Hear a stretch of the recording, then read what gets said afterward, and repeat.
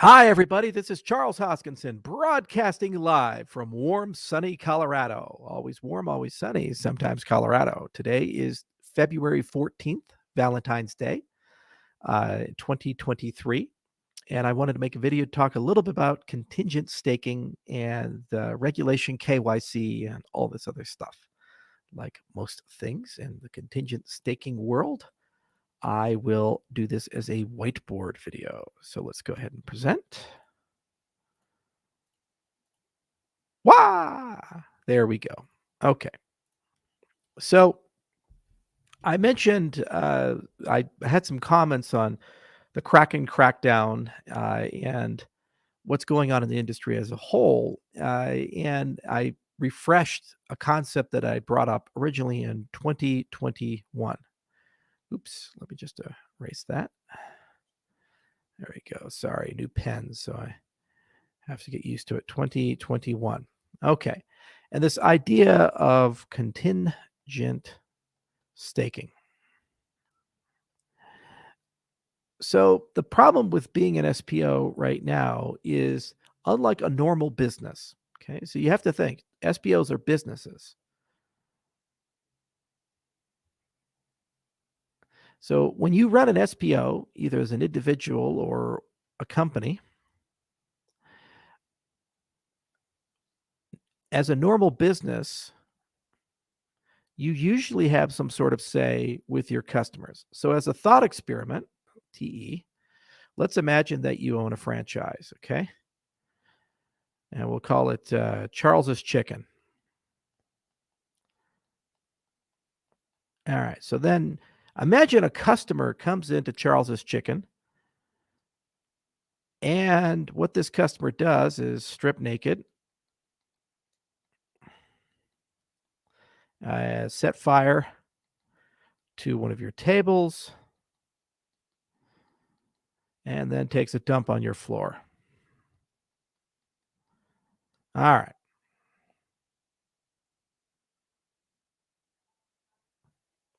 There you go. And we'll use red for fire. And a smiley face for stripping naked. There you go. All right. So absolutely just crazy person comes on in, does all this stuff. Then the very next thing that customer does after doing these three things is come up to your counter and say, "Give me some food." Now, any normal business owner would look at this and say, "Get the fuck out." Call the police because you're a crazy person. You've stripped naked, you've set fire to one of my tables, you pooped on my floor. I mean, this is very traumatic and I don't want to do business with you. Okay. So, effectively, what does the business have? They have the right to refuse business. That's it. What contingent staking is at its core is a code and protocol level realization of this concept. It is not at its core a compliance protocol. It's not at its core a protocol about giving the US government control over things. All it is saying that you, as a business owner, an SPO, right now have zero control over who you do business with. Okay. So people can delegate to you, and you don't know those delegation transactions. So, thought experiment. Let's say you're a Ukrainian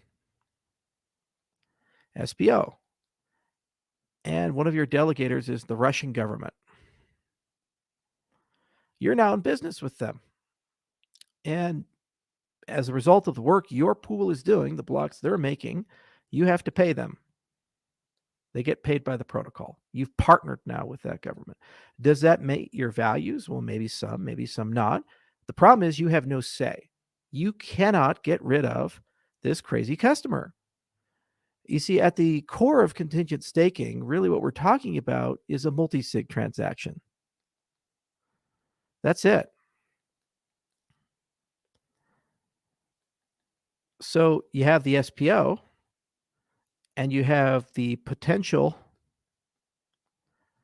delegator.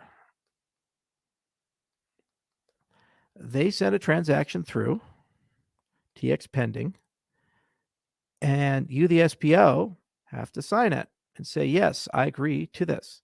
Now, that pattern can be used to fire bad customers. That pattern can be used to get rid of customers that don't conform with your value. And yes, that pattern can be used for KYC. Why? Because there are people using today, not hypothetical, but today, stake pools for ISPOs.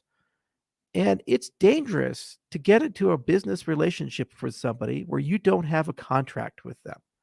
Think about the concept of an ISPO and how preposterous it is otherwise. So with an ISPO, you have like these terms and conditions, TNC. The problem is the person giving you the use of their resource, their ADA, plus rewards, they never signed those terms and conditions. They never signed that contract. They didn't. So basically, what you're doing is saying, let's do all this work together. And then after the fact, we're going to sort it all out. Well, what if they disagree? What if they turn out to be in a jurisdiction you don't like? And then you cut them off and they say, well, that's not fair. You've stolen from me. So the point of contingent staking is saying, well, prior to us having a business relationship together, we're going to sign a contract. Okay. So you can think about staking payloads. In this future, you could talk about delegation plus plus. And you could do things in the metadata, like, for example, include a DIT. Do things in the metadata like sign contract with DID. You could do things in the payload, like, for example, let's say that you're a charity pool and you want an email address from that person. So that you can contact them and send them information about your distributions and your charity. So you can include contact info in the payload, encrypted, by the way. Because what's so nice about a contingent staking idea is that we'd have to create a new certificate specifically for contingent stake pools, which can include cryptographic credentials.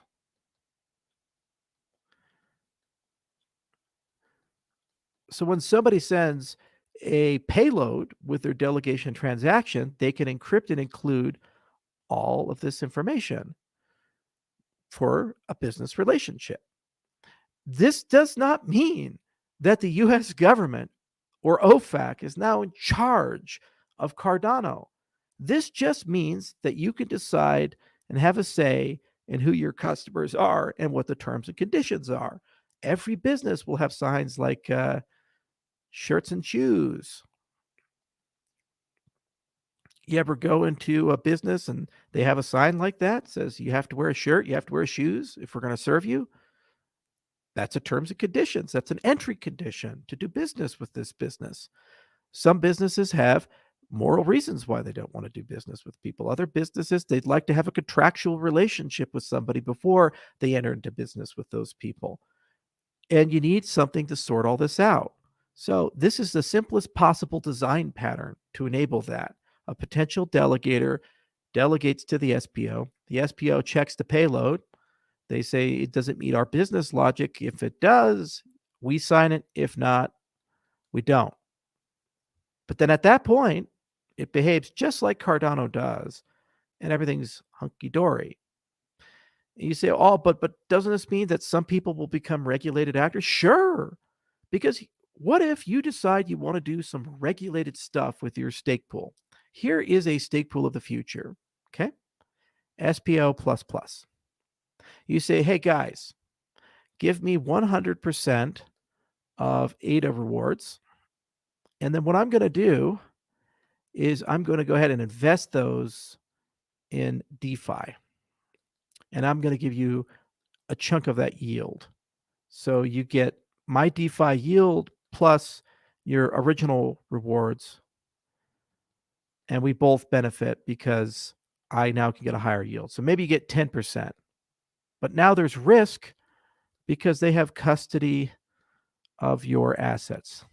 That is what some of these exchanges have been doing and what the SEC has been yelling at. They're saying this is a regulated business activity. This is a regulated activity. Well, I'd agree with them. It is, because you're trusting them. There's trust plus custody. You're trusting them not to fuck up the job, and you're trusting them not to steal your money. Because at the end of the day, that ADA doesn't actually belong to them. They're just taking it and doing something with it. And you get a higher return because you're willing to accept the risk. Whenever that happens, generally speaking, that's a regulated actor. Well, if that's the case, they now need a mechanism to get you to sign that agreement, to do disclosures, and they need to do compliance. These are the bedrocks of regulation.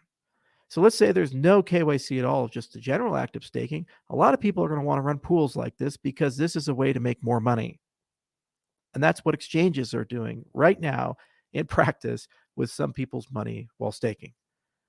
And the regulators are coming in and saying that's a regulated activity. Okay, well, if it is, there are at least some regimes and jurisdictions that are going to let you do that. If you're an SPO, I want to make sure that you, as a business owner, have every single tool so that you can run your business in full compliance. And the problem is, let's say you're offshore. Let's say you're in the UK. Okay. But what happens when a USA person delegates to you? And this is 2025, and they've passed some horrible law saying you're now a regulated actor. You say, oh, I'm a UK entity. I'm a UK citizen. Well, the US has global regulation. And they say that if you do business with a single US person, you are now going to be treated from a regulatory perspective as if you are entirely in the United States. It's wrong, it's unethical, but this is what the US regulators say. So maybe as a UK entity, you want to double check that people aren't under US jurisdiction because you don't want to take that risk as an individual business owner. You have the right to do that as a business owner, just like you have the right to get rid of this crazy guy that's shit on your table, set the table on fire, and strip naked. You have every right as a business owner to say, I don't want this person in my business. Similarly, if you don't want to be under US jurisdiction, you have every right to say, well, I need to know who's delegating to me. Now, other SPOs won't do that. And you also, as an ADA holder, can always set up a private pool and stake with your own ADA. The SPOs are not the only gatekeeper for how the system operates. You have the ability to run a private pool.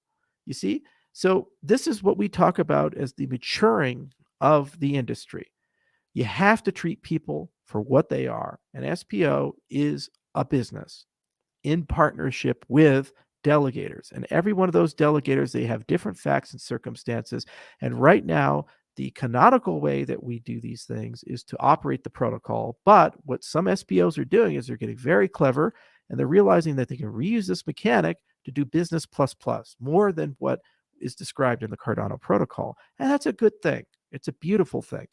But then that requires some more batteries included to reuse some foundational things to be able to sort all that out.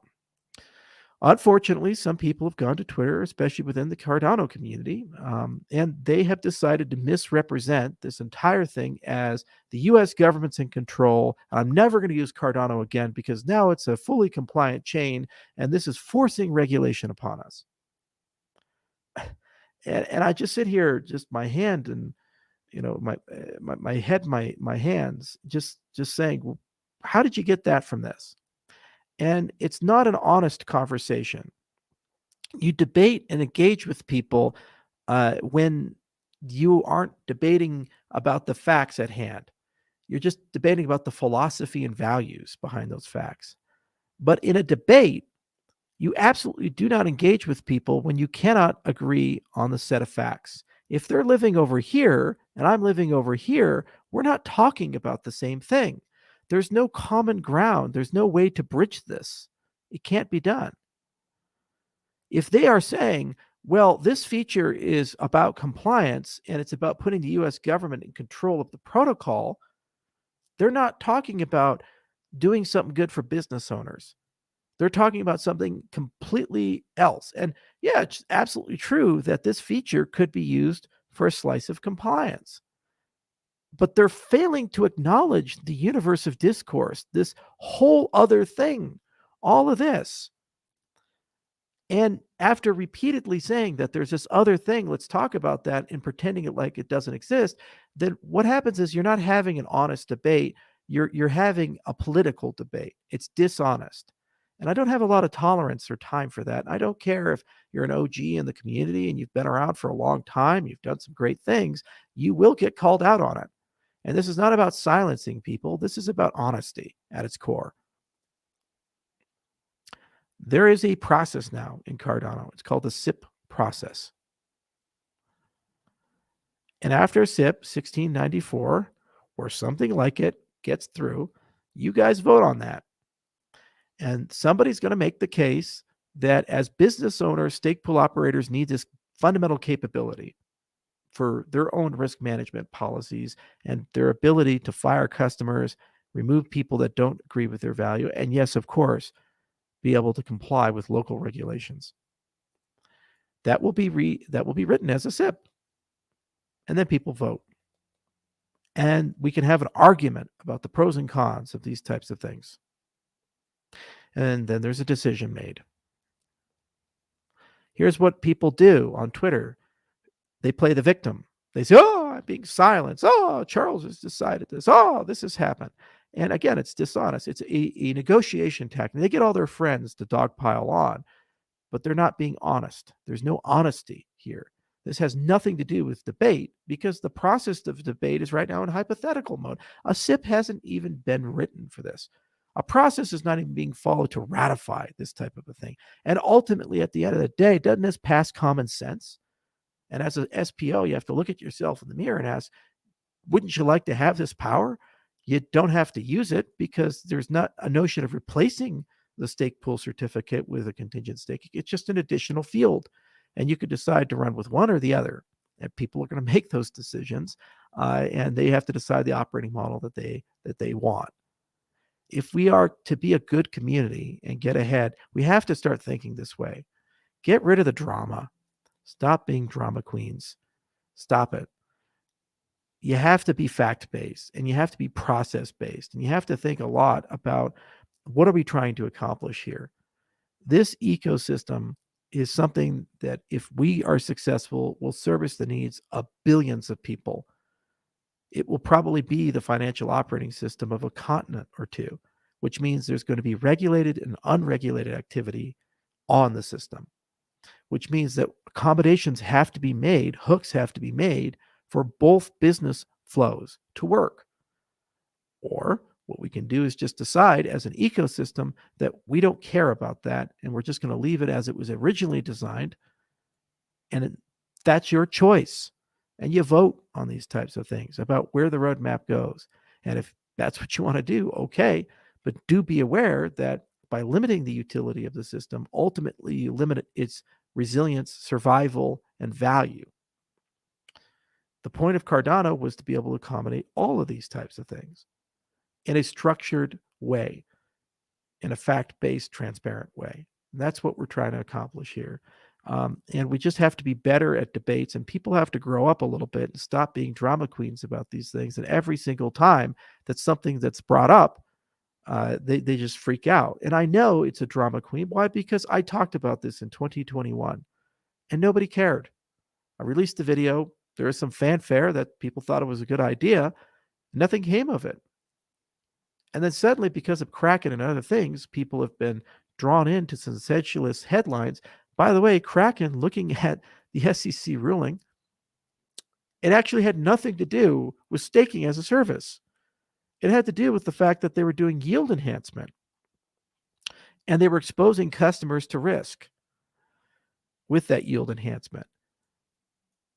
That's what it had to do with. There was no complaint about this act of just merely staking on people's behalf, if you actually read the SEC ruling. Now, am I friends with the SEC? I think they're the best people in the world. No, I think they've done a lot of damage in the industry with the ambiguity, lack of clarity, and their desire to be in control of every single thing and call everything a security. But that's a completely separate need. We have to talk about facts and be fact-based as an ecosystem. And being fact-based right now, no one in the U.S. government is directly saying that staking is illegal or a regulated activity.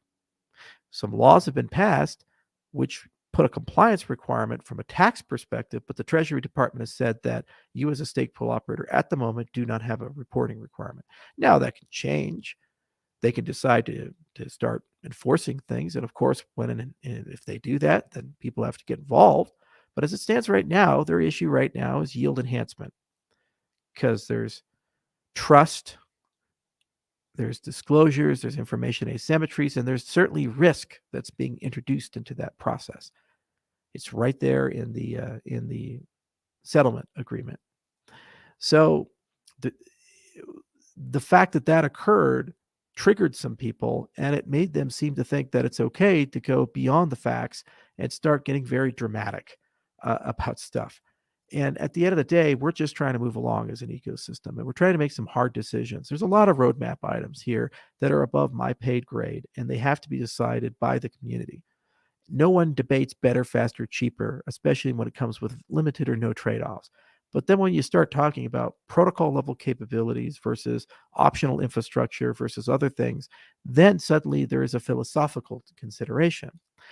Part of the SIP ratification is going to talk about the overhead of this, going to talk about the security concerns, absolutely talk about the philosophy. Should a stake pool operator be allowed to fire its customers? A whole bunch of these things. Okay, it's a multi-dimensional analysis that has to be done, and I have every bit of confidence that the community as a whole has the capacity in a structured way to look at these things, and wise minds will prevail. We will not get anywhere if our politics in Cardano start reflecting American politics, and we start playing the politics of division, hysteria, and the politics of demagoguery. Sorry, self-governance doesn't work when you go down that way. We're all ultimately on the same side, I'd like to believe. We want this to become a multi-billion person ecosystem.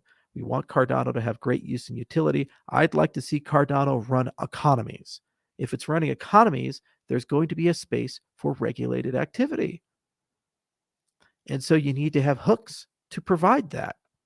This doesn't mean you're turning over the protocol to one government or the other. It just means you can now use the protocol to capture multi-trillion-dollar marketplaces and innovate and improve them and allow those actors to play within that space. It means more liquidity, it means more adoption, it means more acceptance, it means more certainty, it means more resilience for the ecosystem, more people to maintain and grow and evolve the protocol. And then you can reuse those capabilities for all kinds of other things.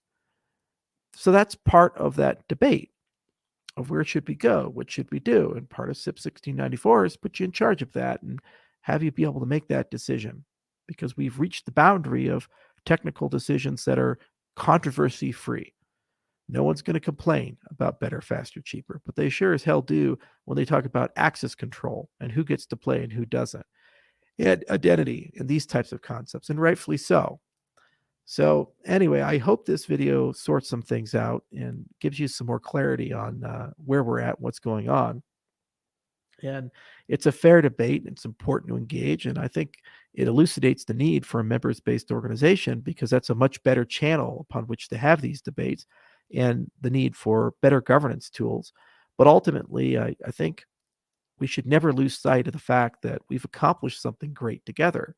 We've built this huge ecosystem. And we should also never lose sight that this ecosystem could go away if we don't maintain it. And the core principles upon which it was founded were this concept of evidence-based development, peer review, formal methods. Those aren't buzzwords. Those are processes that people follow of producing evidence from claims and then deciding with that evidence what are the implications in terms of performance, security, utility, and philosophy, and sorting these things out. As we step into a more complicated, nuanced world, when we look at things like regulation, we have to admit that the larger and more prominent Cardano gets, it's not an island. It's going to have to figure out what its philosophy is there. And you, the community, have to do that. We're not going to get anywhere if there's just these hysterical Twitter fights. We're just not. We have to approach it differently, and we have to think differently about these things. And we just can't go and make it things that it's not. We're also not going to get anywhere if we create false dichotomies and we misrepresent what people are saying. It is fundamentally unfair to call contingent staking a regulatory layer for Cardano. It's just giving business owners an opportunity to decide and have a say in who they have a commercial relationship with. You, as an SPO, are a business owner, and you, as an SPO, have partners, the people who delegate to you. That is your relationship. That's why staking is not a security on Cardano. Okay. And you have, as a business owner, you should, in my view, have a right to decide whether you feel comfortable with your customer relationships or not. Now, that'll be written in a SIP, and the community can decide whether it's worth the time to make this explicit in the protocol or for some other exotic structure to be figured out that's kludgy and difficult to use. It's a debate. The time for that debate is when a SIP is written and governance tools are in place to do that. The only reason it was brought up, by the way, from 2 years in the past, was because it's relevant to the discussion overall about what people are doing with staking, whether it be ISPOs or yield enhancement or whatever have you. That's the only reason it was brought up. The next time it gets brought up will be in the context of a SIP. And hopefully there's an organized, structured way of discussing it and being fact-based about it. It's our community. It's your decision of how you conduct yourself and whether it's productive or destructive. And if we're going to conquer the world and take over everything, we have to be pretty good at what we do. And we have to be pretty unified in the way we think and approach things. Doesn't mean we all have to share the same opinions or the same philosophies, but it does mean we have to agree on some ground rules about process. Okay. Thank you so much.